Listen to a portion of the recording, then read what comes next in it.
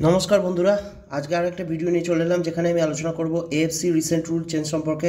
Rule change মানে foreign কোটার restriction নিয়ে। যেটা শোনা যাচ্ছে ফরেন কোটা সাইনিংয়ের উপর আর কোনো রেস্ট্রিকশন এএফসি রাখছে না। ক্লাব চাইলে যত কজন ইচ্ছা ফুটবলারকে সই করাতে পারে এবং চাইলে যত কজন ইচ্ছা ফরেন ফুটবলারকে কিন্তু এফসি চ্যাম্পিয়ন্সিপে নামাতে পারে। সেটা 11 হতে পারে, এটাই কিন্তু আমার পার্সোনালি মনে হয়। এফসি এই সিদ্ধান্তে সবথেকে বেশি লাভবান হবে মধ্যপ্রাচ্যের দেশগুলি। আর মধ্যপ্রাচ্যের দেশগুলি ছাড়াও এখান থেকে চায়নাও কিন্তু লাভবান হবে, কারণ 2014 সাল থেকে 2019 সাল পর্যন্ত, কোভিডের আগে পর্যন্ত চায়না কিন্তু প্রচুর অর্থ খরচা করেছিল ফরেন ফুটবলার সইয়ের জন্য। যার উদাহরণস্বরূপ বলা যেতে পারে অস্কারের 480 কোটি টাকা ট্রান্সফারে চেলসি থেকে সই, এবং আরও কিছু অনেক কিন্তু প্লেয়ার ছিল যারা সই করেছিল, চায়নাতে এসেছিল। তার মধ্যে উল্লেখযোগ্য হলো হ্যামশেক এবং হাল্ক। এদের ট্রান্সফারের কথা বলা যেতে পারে। হ্যামশেক 2019 সালে ইটালির সিরিয়া ক্লাব নাপোলি থেকে চাইনিজ ক্লাব ডালিয়ান প্রফেশনালে জয়েন করেছিল 117 কোটি টাকা ট্রান্সফার ফি দিয়ে, যার মধ্যে এক্সক্লুডিং ছিল স্যালারি, মানে এর মধ্যে স্যালারি ইনক্লুড ছিল না। তো স্যালারি নিয়ে মোটামুটি 200 থেকে 250 কোটি টাকা ডালিয়ান প্রফেশনাল খরচা করেছিল হ্যামশেকের পেছনে। এছাড়াও Hulk Russian Premier League club Zenit Saint Petersburg থেকে 448 কোটি টাকা ট্রান্সফার ফি দিয়ে এসেছিল 2016-17 সালে। এর মধ্যেও স্যালারি ইনক্লুড ছিল না। তো স্যালারি মিলিয়ে কিন্তু মোটামুটি গুয়াংজাও এভারগ্রেড 600 থেকে 700 কোটি টাকার পেছনে খরচা করেছিল। তাহলে বুঝতে পারছো যে চায়না কিন্তু লাভবান হতে চলেছে যদি সেই লেভেলে ওরা কিন্তু খরচা করে। এখন কিন্তু চায়না ক্লাবেরা অতটা বেশি খরচা করছে না, দেখা যাক কী হয়।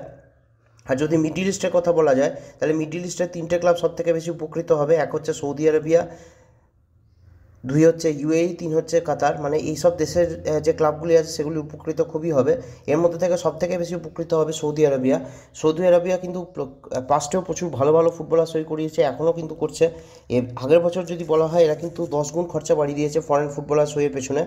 নেইমার থেকে শুরু করে সাদিও মানে, কারিম বেনজিমা থেকে শুরু করে ক্রিস্টিয়ানো রোনাল্ডো, কে নেই এই সৌদি প্রফেশনাল লিগে।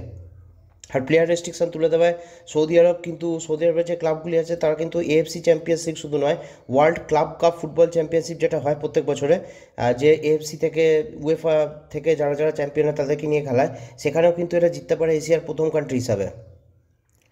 তো আরেকটি যে কথা বলার আছে সেটা হচ্ছে যে এই যে নেইমার, এই প্লেয়ার রেস্ট্রিকশন থাকায় কী অসুবিধা হচ্ছে সৌদি আরবের ক্লাবে আমি তোমাকে বলছি। সৌদি আরবের যে প্লেয়ার যে সই করেছে আল হিলাল, যে নেইমারকে সই করিয়েছে, এ রেকর্ড অর্থ মানে মোটামুটি 900 কোটি টাকার মতো ট্রান্সফার ফি দিয়ে একে আনা হয়েছে প্যারিস সেন্ট জার্মান থেকে আল হিলালে। কিন্তু এ এখনও একটাও অফিসিয়াল ম্যাচ খেলতে পারেনি, কিছু 2-3টে প্রদর্শনী ম্যাচ খেলা ছাড়া।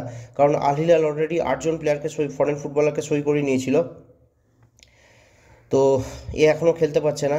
তো তাহলে এবার বোঝো কীরকম লেভেলের আল হিলাল খেলবে, কীরকম লেভেলের কম্পিটিশন হবে, কীরকম লেভেলে আল হিলাল খেলবে। অলরেডি সৌদি আরবকে বলা হয় এশিয়ান টাইগার, এরা কিন্তু প্রচণ্ড ভালো খেলে, এদের ডোমেস্টিক স্কোয়াডই খুব শক্তিশালী। এবার যে রেটে ফুটবলার আনছে তাতে কিন্তু আমার মনে হয় এরা শুধু এফসি চ্যাম্পিয়ন্স লিগ না, ওয়ার্ল্ড ক্লাব কাপ চ্যাম্পিয়নশিপও জিততে পারে, যাদের মধ্যে রিয়াল মাদ্রিদ, প্যারিস সেন্ট জার্মানের মতন টিমরাও থাকবে।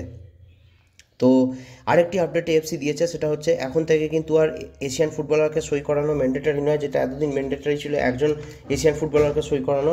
এর দৌলতে এটা মনে করা হচ্ছে যে ক্লাব আরও বেটার কোয়ালিটির ফুটবলার আনতে পারে সেই জায়গায় যেখানে এরা একজন এশিয়ান ফুটবলারকে আনতো, যার মধ্যে থেকে African country, Latin American country এবং ইউরোপিয়ান কান্ট্রির কথা বলতে পারি। যে টাকা দিয়ে কিংবা যে টাকা দিয়ে যে অর্থ ব্যয় করে একজন এশিয়ান ফুটবলারকে আনতো, সেই টাকার লাগবে না একজন ইউরোপিয়ানকে আনতে, ঠিক আছে? তো একটা স্লট বেঁচে যাবে। আইএসএলের কথা যদি বলি, ফরেন রেস্ট্রিকশন তুলে নেওয়ায় সব থেকে বেশি উপকৃত হবে মোহনবাগান, কারণ এই টিমের মূল উদ্দেশ্য থাকে ম্যাচ জেতা, ফুটবল প্রোডাকশন বা ফুটবলার ডেভেলপমেন্ট নয়, ইন্ডিয়ান ফুটবলার ডেভেলপমেন্ট নয়। সেই জন্য দেখবে আইএসএলের মোহনবাগানের করা 47টি গোলের মধ্যে জেসন কুমিন্স যিনি আছেন, অস্ট্রেলিয়ান ইন্টারন্যাশনাল 2022-এর ওয়ার্ল্ড কাপে খেলেছিলেন, এর 12টি গোল আছে। এছাড়াও দিমিত্রি পাত্তাতাস আরেকজন অস্ট্রেলিয়ার ফুটবলার, যে ইন্টারন্যাশনাল ফুটবলার, তার 10টি গোল আছে। এবং আর্মান্দো সাদিকু, যে Armenian international footballer, Swiss super লিগে খেলেছিলেন, তারও 8টি গোল আছে। তো এরা তিনজন মিলিয়ে 47টি গোলের মধ্যে 30টি গোল করেছিলেন মোহনবাগানের হয়ে, এবং যেটাতে মোহনবাগানের যে আইএফএ সিল জিতেছিল, সরি আইএসএল সিল জিতেছিল, তার জেতানোর পেছনে এই তিনজনের কিন্তু খুব গুরুত্বপূর্ণ ভূমিকা নিয়েছিল। তো 70 থেকে 75, 60 থেকে 65% গোল কিন্তু এই তিনজন মিলে করেছে মোহনবাগানের।